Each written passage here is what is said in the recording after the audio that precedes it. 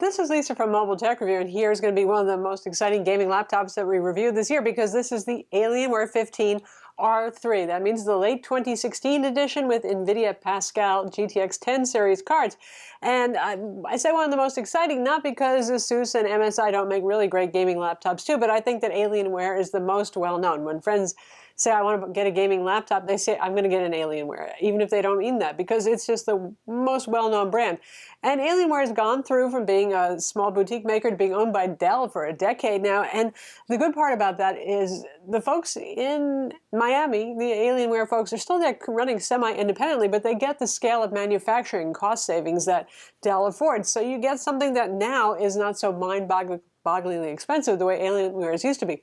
Plus, they modernized the look a bit too, and they started doing this last year also. It's not the first year we've seen slimming down, but now it's just 1 inch thick, or 25.4 millimeters. It's something you actually could take to work. It's gaming looking, but it's not so super out there. I'm going to look at it now. All right, so let's cover the basics here. The base price for the desirable model, the beginning of the desirable model, is $1599. For that, they're all quad cores here, quad core i7 45-watt Skylake CPU. You get a Core i7, 8 gigs of RAM, 256 gig M2 SSD, and a 1 terabyte 7200 RPM hard drive. Pretty much no matter what configuration you're going to get that 7200 RPM 1 terabyte hard drive inside. That gets you the IPS 1080p matte non-touch display. All of the displays are matte non-touch here. There are a couple of other options. I'll get into that. So that's a pretty nice configuration for the price. I remember when Alienwares were hundreds of dollars more than the competition, and now, you know, still a couple $100 more maybe, but at times often close. And we'll talk about the competition too. The absolute base minimum model that probably nobody is going to buy is $1349. That has a Core i5, again, that's the 45-watt CPU, the HQ, and 8 gigs of RAM and a terabyte hard drive, no SSD whatsoever. You probably don't want that. Now, if you are familiar with Alienware and Dell, you know that they have coupons all the time, and that some retailers like Micro Center also have configurations that they sell for a couple $100 off for what you get. So this model that we have is an $1899 model. That gets you the Core i7-6700 HQ. 16 gigs of RAM, obviously dual channel, DDR4 2400 megahertz. The NVIDIA GTX 1070 with 8 gigs of DDR5 VRAM. Those cheaper models I told you about have the GTX 1060. And that's 6 gigs of DDR5 VRAM. That's still a very, very capable and powerful GPU. As you know by now, the Pascal graphics cards are really, really impressive. But still, the 1070 is a little bit more future-proof and a little nicer, and I lean toward that too. And it's slightly still an accomplishment to see one in a 15-inch laptop. Our model has a 256 gig PCIe NVMe SSD. Toshiba makes the one that we have, and the usual, once again, terabyte 7200 RPM hard drive. You're going to get killer Wi-Fi, which I always like. Throughput is really good, and the signal that it holds is good. 1435 AC or 1535 AC, depending on the configuration you buy. It's about $25 more to get the 1535. Honestly, they're both pretty good. No matter what, you're going to get killer E2400 Ethernet as well, a Windows Hello IR camera, and Tobii eye tracking too. The cover is, once again, Epic Silver. That's what Alienware likes to call it, and it really doesn't show fingerprints. I like that about it. A little black trim over here. It's an unusual design, isn't it? We have this little prominence hanging off the back side here with the fan housing, and there's ports back here as well. And if you want to completely disassemble it, you can actually pull this back cover off as a part of the disassembly. They do this because it has the sort of hinge that we've seen done before. The ASUS ROG G752 does this. So it gives them more room to work the chassis, you see, and to fit stuff inside without giving you a display that has even more humongous bezels than this one already has. And believe me, the bottom bezel on this is pretty darn big. And you can see that bottom bezel right here. No, they take it up with the giant Alienware logo. It looks kind of cool, but yeah, you know, this is the same company, parent company, Dell, that brought you the near bezel-less XPS 13s. It has started the bezel fascination, but you know, gaming laptops just don't have no bezel designs. They really just don't. So there are ports aplenty. This is no 15-inch MacBook Pro. Snide comment there, I know, but still. Big exhaust fans over here, and we got our Ethernet. We have DisplayPort 1.2, HDMI 2.0. The G-Sync version, we'll talk about that too a little bit later. You got your Thunderbolt 3 / USB-C Gen 2, so that's a high-speed USB-C port. The Alienware graphics amplifier. Now, don't knock that thing because compared to the Razer Core, yes, it's proprietary. If you're an Alienware buyer, you probably don't care so much about that, but that's a street price of $159 for the graphics amplifier. So if you want to use a desktop graphics card this in the future to keep it alive and current a little bit longer, say the Pascal is replaced by who knows what, the 11 series card, the 12 series card, a couple of years down the road, your GPU is no longer doing it for you. Buy that graphics amplifier, throw a desktop card in there, connect it here. So that's something I like actually compared to the Razer Core, which is still about 500 bucks. Here's where you plug your power in. No surprises there. And on the left side, we have another USB-C port, a standard USB port, and your headphone microphone jacks. And you can use this for speakers. You can use this for headsets with inline mics. It works in a variety of ways. And there's a Noble lock slot also.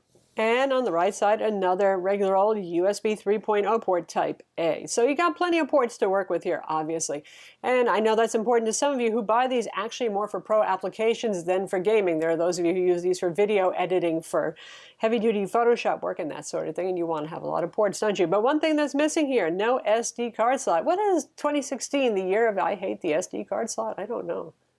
The underside, well, it's a unique look again, isn't it? There is a lot of area for ventilation here. And believe me, you're going to feel some heat here if you're playing games. If you're just doing productivity work, it will be warm here, but it's not going to be burning hot.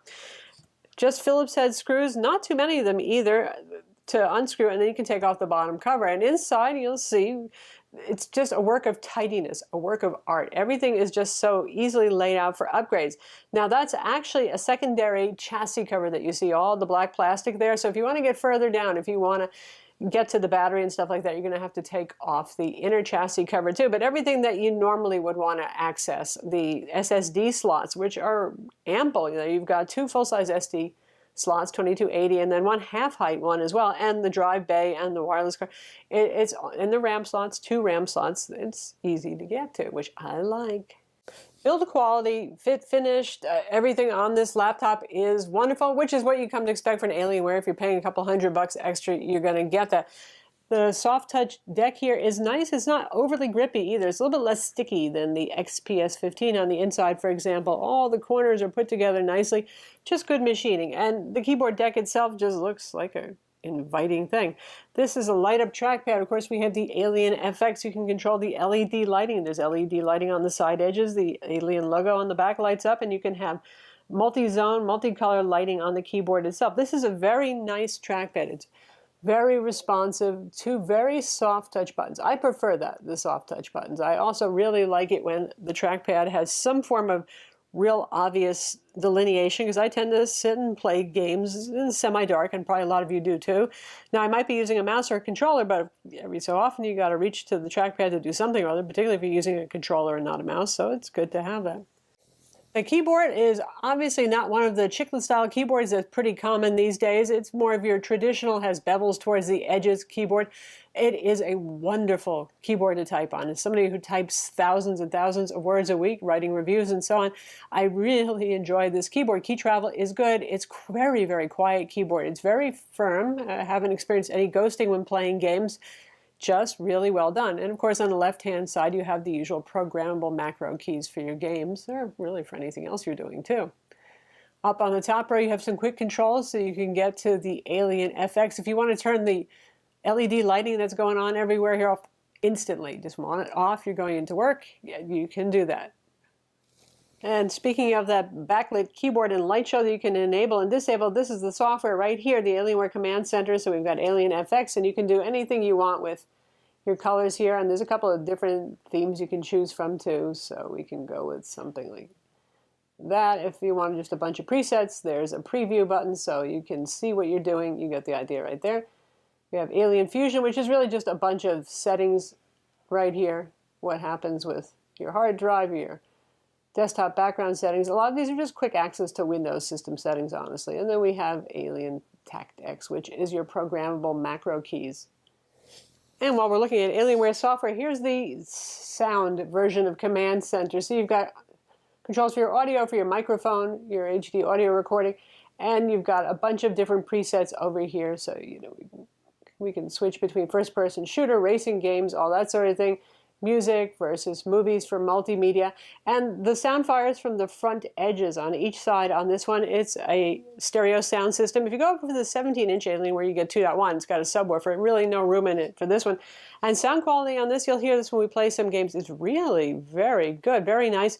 Can certainly fill a room, and it doesn't distort even at high volume levels, and it's got pretty good bass. For a laptop this size, it's well done, and this is one way where it beats the Asus ROG Strix GL502 that I recently reviewed, because that one, it had, relatively speaking, kind of an anemic sound.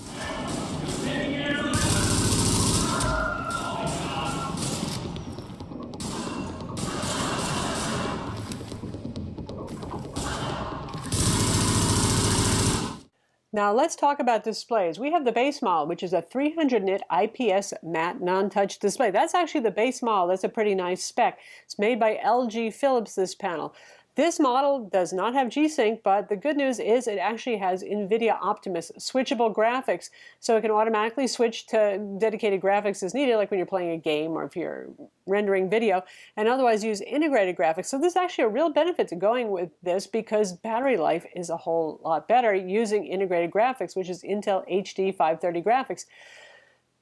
Typically, I have gotten 6 hours on a charge, which for a gaming laptop with this kind of internals is pretty much unheard of. And since a lot of laptop manufacturers have moved away from doing Optimus, mostly because they're doing a lot of G-Sync these days, we've been seeing 2.5 to 3 hour battery life on a lot of the competitors here. So for those of you who actually do need to use this on the road, 7.7 pounds is not the most portable thing, but still, that's really important to consider, and it puts me in favor of this, especially because the NVIDIA GTX 1060 and 1070 cards are good enough to really keep a game going at 60 frames per second. So VSync is going to do the work to keep visual tearing under control. It's still not going to look as good as G-Sync when it comes to that, but it's pretty good. But also there is a hardware button on the FN row there. So if you're having problems with application not triggering dedicated graphics, which actually isn't a very common problem to have, but you can actually switch it to use dedicated graphics only. So it's nice to see a hardware mux switch. That's kind of disappearing.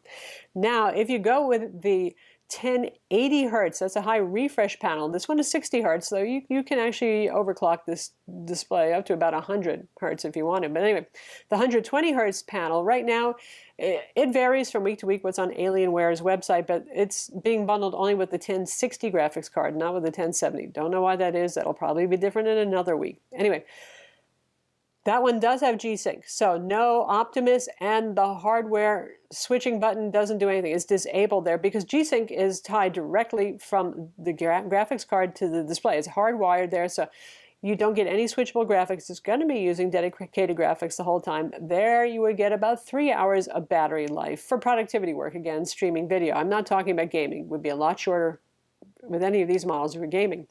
That one is a 400 nits super brightness panel. This one here is 300 nits according to Alienware, and our colorimeter measured it at 310 nits, which I find perfectly sufficient. That's considered pretty darn bright. Lastly, there's a 4K Sharp IGZO 300 nit display for a $200 upcharge from our base IPS model. For those of you who are buying this more for photo and video editing, that would probably be attractive. If you're doing gaming, probably the 1080p is still really the sweet spot for these graphics cards if you're going to be gaming using the internal panel instead of a monitor. Now the specs on this IPS 1080p model are really very competitive with pretty much any other higher end machine on the market, like our ROG Strix that I just mentioned that we reviewed, MSI's higher end offerings. So you've got 91% of sRGB and 71% of Adobe RGB, which is pretty good. It's a pretty high-end panel. It's not exceptional. The Sharp IGZO would be the most exceptional panel that's available for this. At max brightness, black level is 0.47. That's pretty much par for the course, average in this price range. 660:1 contrast ratio resulting. And the hardware white point is 7400 degrees Kelvin, which is too high. 6600 would be closer to ideal. But calibration fixes up lovely. This would be a laptop I'd be happy to edit photo and video on. This is very color accurate if your output is geared to the web. If you're doing print, you're going to need something higher gamut, and you're probably already using a professional external monitor to do that sort of thing. Now, once again, we have the Core i7 with the NVIDIA GTX 1070 card in here, and performance is, well, as you'd expect, top of the line for a laptop. You're not going to get anything higher unless you go with the GTX 1080 card, which you're not going to find in a 15-inch chassis. Really, it just generates a lot of heat and requires even more power and a bigger power supply to run. And the numbers here are competitive with other manufacturers offering. It gives some, it takes some. Sometimes we see it do a little better. Sometimes we see it fall a little bit behind the laptops we reviewed from ASUS and MSI. Overall, it puts up a strong showing. The only place it really didn't do well was Unigine Heaven 4.0 for some reason, where it averaged 128 frames per second. And that's just lower than it should have been. I'm not really knowing why that one is, but overall, the numbers are really exciting here if you are comparing to older gaming laptops. And that's the benchmark for our SSD here. This is the factory stock PCIe NVMe SSD Toshiba brand right here. The usual really nice read times, and the write times, they're okay. They're not exceptional. This is not a Samsung 950 Pro SSD inside of here, but for most people's purposes, particularly since you're probably not going to be putting your games on your boot SSD, it's just not that high capacity unless you want to shell out the money for a 512 gig or a 1 terabyte SSD. You're going to be putting your games on the hard drive anyway, which is that 1 terabyte conventional spinning hard drive, 7200 RPM. The first thing I would do, go out and get something like a Samsung Evo 850 SSD. They're easy to find anywhere. They're pretty inexpensive these days, and you'll get a lot faster load times on your games. Of course, the Alienware does not exist in a vacuum. There is competition. Here's the ASUS ROG Strix GL502 VS that we recently reviewed.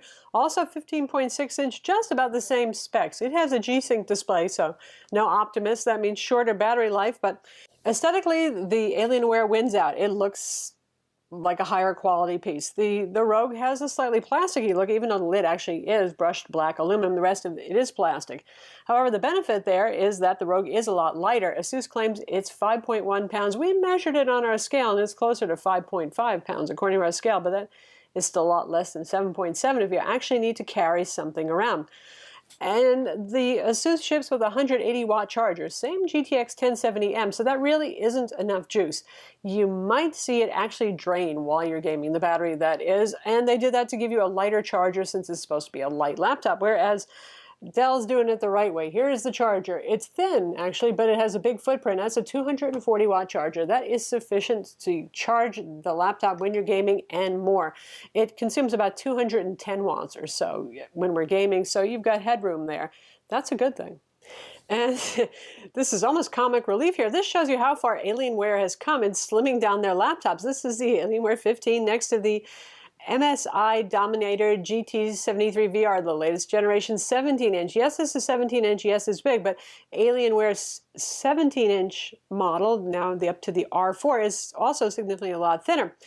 Wow, there's certainly a difference there, not just footprint, but obviously in the thickness. So that suddenly makes the Alienware 15 seem awfully portable. Now let's talk about that thickness or thinness for a moment there. When you make a thinner laptop, you got a hotter laptop. So you're going to hear the fans on this when you're gaming, hands down, you're going to hear it. The fans are fairly well tuned and they don't move that much volume that it doesn't drown out audio in games. You don't have to wear headphones, in other words. It's about as loud as the ASUS ROG GL502, which is actually 1.2 inches, a little bit thicker. So that's fine. And the bottom, it will get hot on the bottom when you're gaming. It will most assuredly exceed human body temperature. Now, it's not going to be burning hot the way an MSI Stealth Pro is. That's a super, super thin and light laptop, but it reaches about 118 degrees here in the late fall, so ambient temperatures aren't that high at the hottest point, which is dead center bottom. So that's the Alienware 15 R3, which is the late 2016 edition Intel Skylake inside NVIDIA GTX 1060 and 1070 cards. It's a powerful and reasonably portable gaming laptop. I mean, it's 15.6 inches, so it's not one of the 17-inch or 18-inch behemoths. It's still a lot to handle and carry. It's 7.7 pounds. It's not that light. It has a big footprint, but it's also built like the proverbial tank, and it's architecturally beautiful inside, honestly, the way they put it together. It's quite upgradable. It is sturdy. It is fast. It's a nice gaming laptop. I'm Lisa from Mobile Tech Review. Be sure to visit our website for the full written review. Subscribe to our YouTube channel for more cool tech videos, and thumbs up if you like the vid.